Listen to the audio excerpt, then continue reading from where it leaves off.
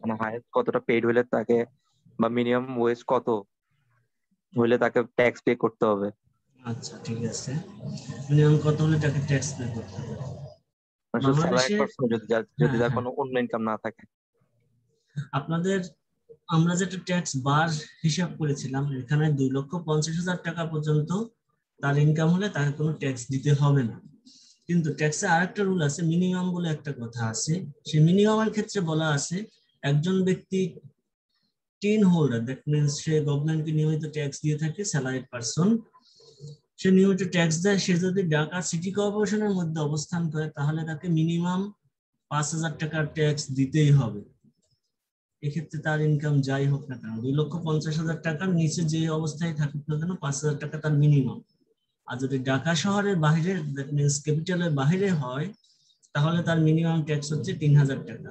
সে 3,000 টাকা হিসাবের পর তারপরে আসবে আমার 2,50,000 টাকার পরে বাড়তি যে ইনকাম হয়, সেক্ষেত্রে 3,000 টাকা হতে হবে অথবা 3,000 টাকার বেশি হতে, কিন্তু 3,000 টাকার নিচে কখনো ট্যাক্স হবে না যদি সে ঢাকা শহরের বাইরে অবস্থান করে। আর যদি সে রাজধানীতে অবস্থান করে তাহলে তাকে মিনিমাম 5,000 টাকা ট্যাক্স দিতে হবে, নিচে হবে না, এক্ষেত্রে তার ইনকাম যাই হোক না। তো একটা রিপোর্ট দেখলাম ডেইলি স্টারে, ওই কি নিয়ে, কি বলে যে ইনকাম যেটা আছে লিমিটেশন নিয়ে। তো এখানে বলছে যে এটা ইনক্রিজ করা হয়েছে, মানে 3 লাখে নেওয়া হয়েছে। হ্যাঁ, এটা তো আপনাদের বলেছে বইতে নাই, এই জন্য আমি ওই বিষয়টা ডিসকাস করিনি। যেহেতু আপনাদের বইটা আগের এডিশন, আপনাদের জন্য প্রবলেম হবে, আচ্ছা, সেজন্য ওইটা আমি নিয়ে একটু ডিসকাস করি। কনফিউশন ছিল আর কি। ওই ফিনান্সিয়াল এক 2020 যেটা ছিল ওটাতে বলছিল আর কি, এই জন্য জিজ্ঞেস করছিলাম। ও আচ্ছা, এমনিতে ইনকাম ইনক্রিজ করা হয়েছে, মিনিমাম ট্যাক্স বা 3 লক্ষ টাকা, ওখানে 3 লক্ষ টাকা পর্যন্ত ট্যাক্স যেটা বলা হয়েছে বর্তমান অ্যামেন্ডমেন্টে। 3 লক্ষ টাকা মিনস আপনি 3 লক্ষ টাকা পর্যন্ত যদি ইনকাম হয় সেক্ষেত্রে কোনো ট্যাক্স পার্সেন্টেজ অ্যাপ্লাই করা হবে না। কিন্তু আপনি ঢাকায় অবস্থান করলে আপনাকে মিনিমাম 5,000 টাকা, এবং ট্যাক্স ক্যাপিটালের দিতে বাইরে হবে। হলে আপনাকে মিনিমাম 3,000 টাকা ট্যাক্স দিতে হবে।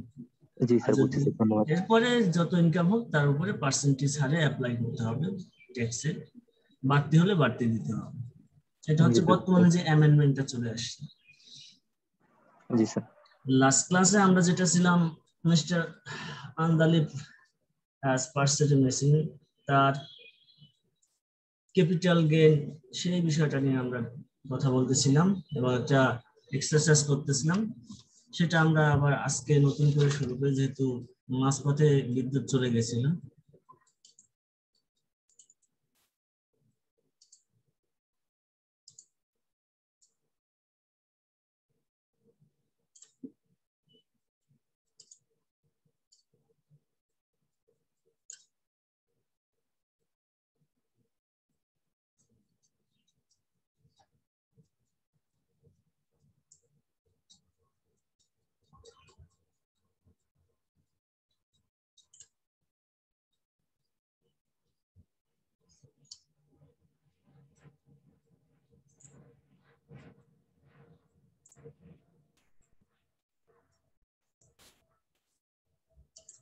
আমাদের হেডিং গুলো ঠিক আগের মতোই হবে, মিস্টার আন্দালিব রহমান অথবা মিস্টার আন্দালিব অ্যাসেসমেন্ট ইয়ার, ইনকাম ইয়ার। আপনার ইনকাম ইয়ারের পরবর্তী বছর হয় অ্যাসেসমেন্ট ইয়ার, দ্যাট মিনস আপনার যদি এবছর ইনকাম বলা থাকে 2017-18 অর্থ বছর কিংবা 20-21 অর্থ বছরে তার ইনকাম ইয়ার, তাহলে অ্যাসেসমেন্ট ইয়ার হবে 2021 and 2022।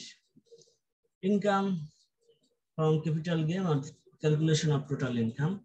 সো আমাদের যেহেতু calculation of total income, so Mr. Andalik, Mr.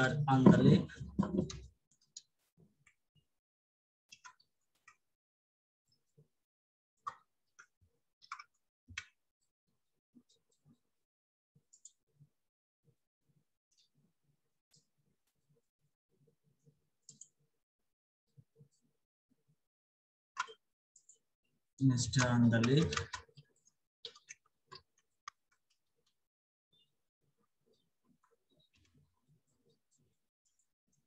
income year আমাদের দেওয়া আছে 2000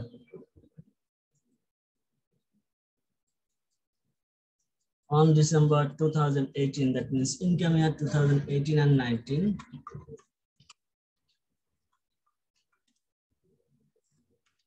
Assessment year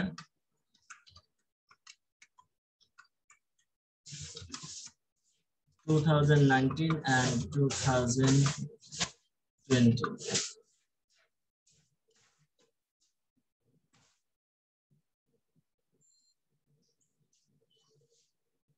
So this is our income year and assessment year. So now we will write down here particulars. আমাদের যে বিষয়গুলো আছে, then টাকার অ্যামাউন্ট আমরা এখানে বসিয়ে দেব।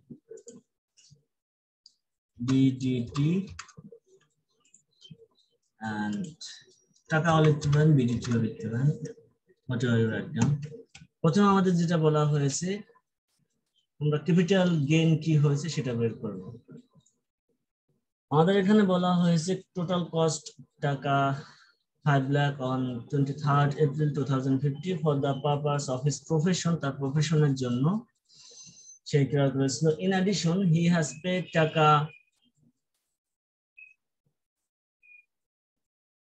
on 10,000 as legal fees that will be added as acquisition costs. Then he has spent an additional sum of taka 50,000 for improvement of machine. সেটা improvement cost হিসেবে অ্যাড হবে মেশিনের সাথে। Then on December 13 December 2018, he had sold the machine at the total price of 6 lakh when the balance of allowable accumulated depreciation was 1,26,000 in his book account. আমাদের তাহলে একটা question দেওয়া আছে, sales proceed of the capital asset অথবা sales proceeds of the machine. So sales proceed, sales price অথবা proceed যা লেখেন, sales price of the machine, sales price দেওয়া আছে টাকা 6 lakh.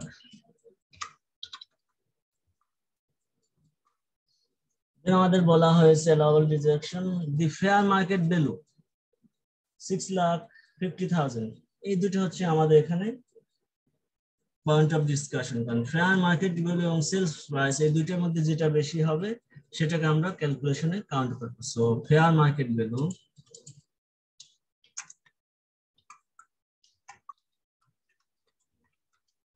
of machine 6,50,000.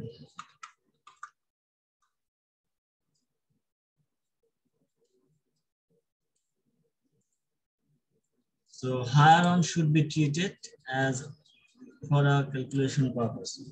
So whichever is higher, আমরা এখানে লিখে দেব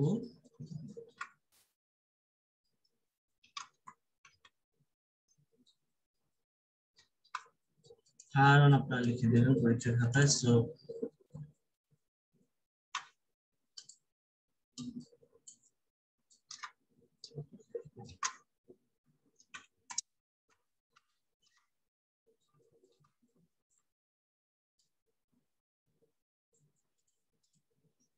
high value should be treated. So 6,50,000 will be the value of machine.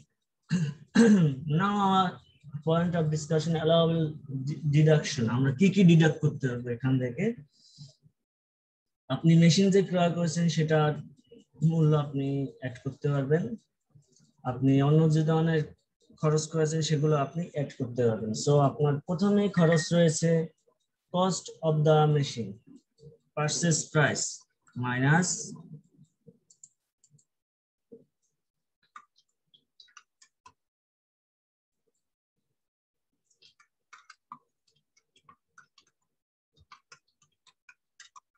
deduction.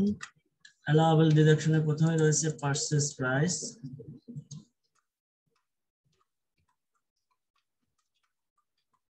purchase price আমাদের যেটা রয়েছে 5 lakh.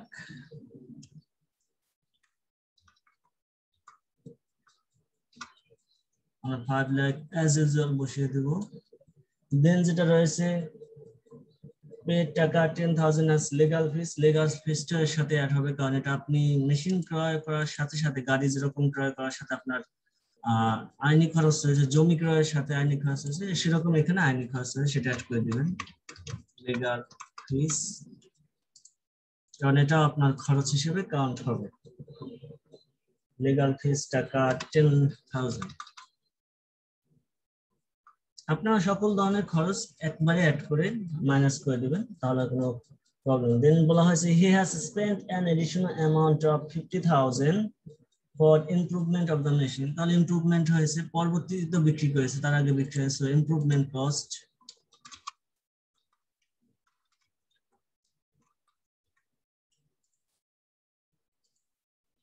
Improvement cost 50,000।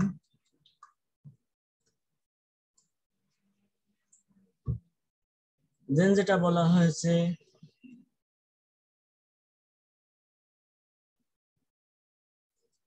December 6 lakh accumulated depreciation, এই বিষয়টা আমরা পরে আসি। Then he incurred advertisement cost of 20,000. So advertisement cost আপনারা কিন্তু এগুলো একবারেও অ্যাড করে দিতে পারবেন।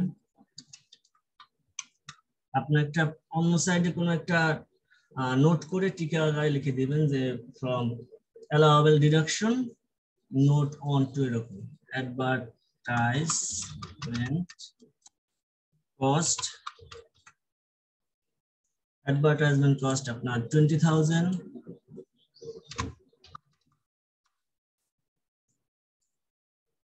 দেন বলা হয়েছে 1.5% as broker's commission of the sales value।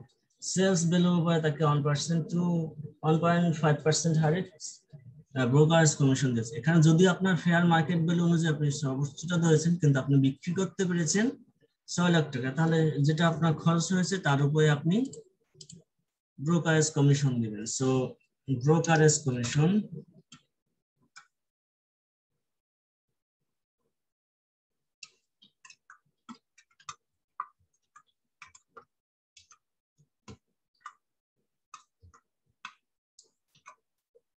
1.5%, that will be equivalent to 6 লাখে 1.9% হচ্ছে 9,000 টাকা।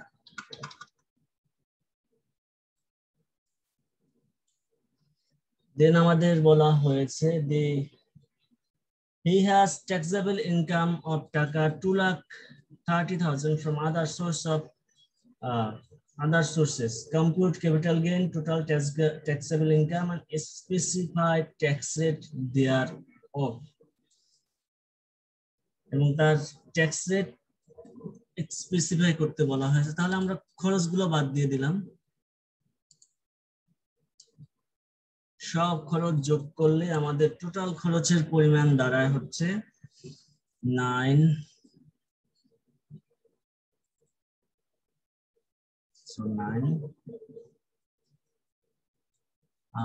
5,89,000.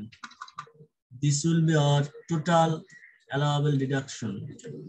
So আপনি যখন সব ধরনের allowable deduction বাদ দিয়ে দিবেন, then you will get capital gain. So our capital gain is 61,000. So capital gain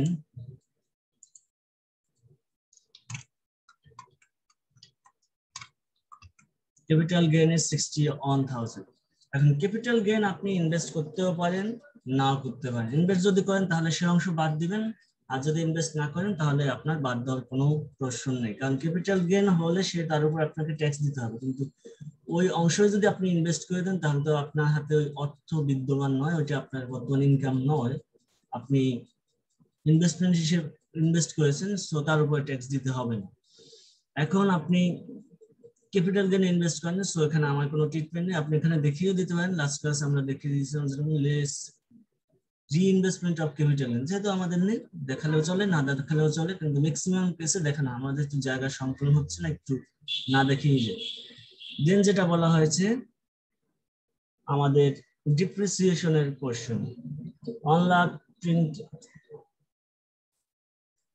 1,26,000 as book value। এই ক্ষেত্রে আমাদের কিছু ক্যালকুলেশনের প্রশ্ন আছে, কারণ আমরা এখানে অনেক allowable ডিডাকশন দিয়েছি and fair market value question গুলো নিয়েছি, কিন্তু আমরা যে ডিপ্রিসিয়েশন অ্যাকাউন্টে টাকা জমা রেখেছি সেই জমাটা তো আমরা এখানে হিসাব করিনি। তাহলে সেই অংশটা হিসাব করার পর আমার মূলত মূল ক্যাপিটাল গেইন পোর্শনটা আসবে। তাহলে সেটা আমাদের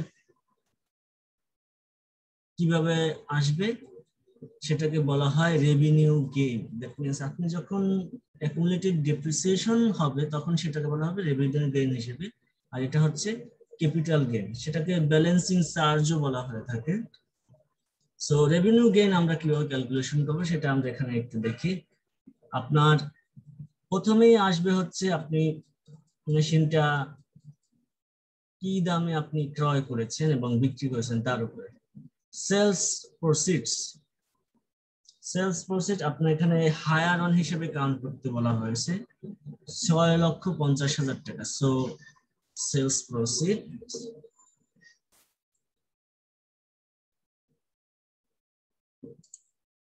আমরা একটু নিচে এখানে লিখে দিই, এখানে লিখি রেভিনিউ গেইন, এবং তারপরে আরেকটা কোশ্চেন রয়েছে আমাদের ইনকাম ফ্রম আদার সোর্সেস, সেটা আমরা লিখে দিই, তারপরে লিখি।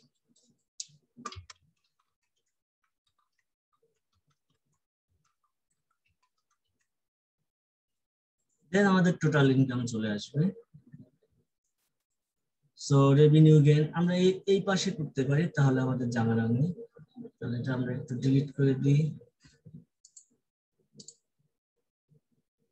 এখানে ক্যালকুলেশন পারপাসে রাখি workings.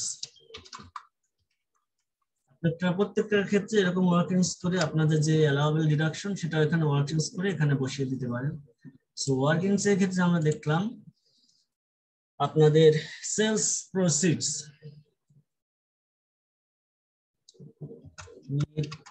Sales proceeds, sales proceeds তো নরমালি যেটা আপনি বিক্রি করেছেন সেটা হওয়ার কথা, কিন্তু আপনি যখন গেইন ক্যালকুলেশন করবেন রেভিনিউ গেইন, সেক্ষেত্রে আপনি সেলস প্রাইস এবং ফেয়ার মার্কেট ভ্যালুর ভিতর হার যেতে হবে, সেটাকে আপনাকে কাউন্ট করতে হবে। সো সেলস প্রসিডস যদি আমরা কাউন্ট করি তাহলে আমাদের টোটাল দাঁড়াচ্ছে হচ্ছে 6,50,000। এখান থেকে আপনি বিক্রয় করতে যে খরচ হয়েছে, আপনি অ্যাকুইজিশনের খরচ বাদ দিবেন না, আপনার বিক্রয় করতে খরচ হয়েছিল advertisement cost and brokerage commission, that means 2,90,000, sorry 9,000, so 29,000, sorry. So this is your প্রত্যেকটা ক্ষেত্রে আপনারা ওয়ার্কিংস করতে পারবেন, তাহলে আপনাদের জন্য ইজি হবে। So 29,000, so your net sales proceeds will be equal to 6,21,000. This is your net sales proceeds. Then written down value, আপনার written down value কত হয়েছে সেটা আপনারা বের করবেন।